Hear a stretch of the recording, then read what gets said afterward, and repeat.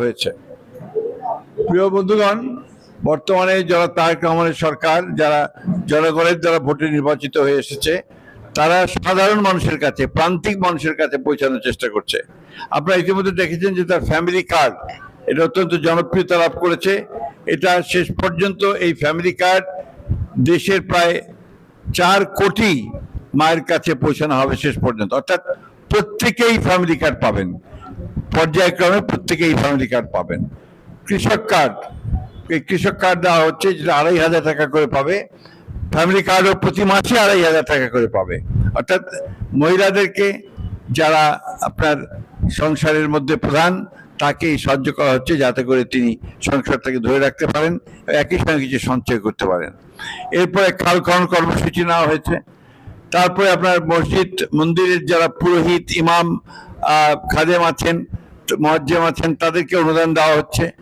এটা একটা ব্যাপক আপনার যে সমাজের যে নিরাপত্তা, সামাজিক যে নিরাপত্তা বলে আমরা সোশ্যাল সিকিউরিটি, যাতে করে সাধারণ মানুষ, প্রান্তিক মানুষ তারা কিছুটা উপকৃত হতে পারে এবং দারিদ্র্যের কাছ থেকে বেরিয়ে আসতে পারে, সেই চেষ্টাটা করা হচ্ছে।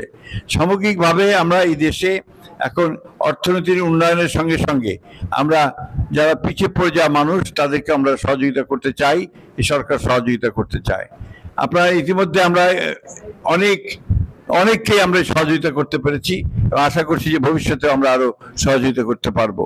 আপনারা সবাই তারেক রহমান সাহেবকে দোয়া করবেন, তারেক রহমান সাহেবের সঙ্গে যারা আমরা কাজ করছি তাদেরকে দোয়া করবেন, যাতে করে আমরা এই কাজগুলোকে অটুট রাখতে পারি, অক্ষুণ্ণ রাখতে পারি, সঠিকভাবে পৌঁছাতে পারি।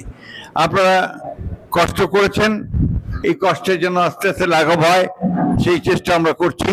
এটা একটা বিরাট দেশ, বিরাট দেশ বলতে বোঝাই বিরাট জনসংখ্যার দেশ, বহু মানুষ এখানে, সকলকে একসাথে দেওয়া সম্ভব নয়, তবে আমরা চেষ্টা করছি যাতে সকলের কাছে আমরা পৌঁছতে পারি, এই কাজটা করার আমরা চেষ্টা করছি।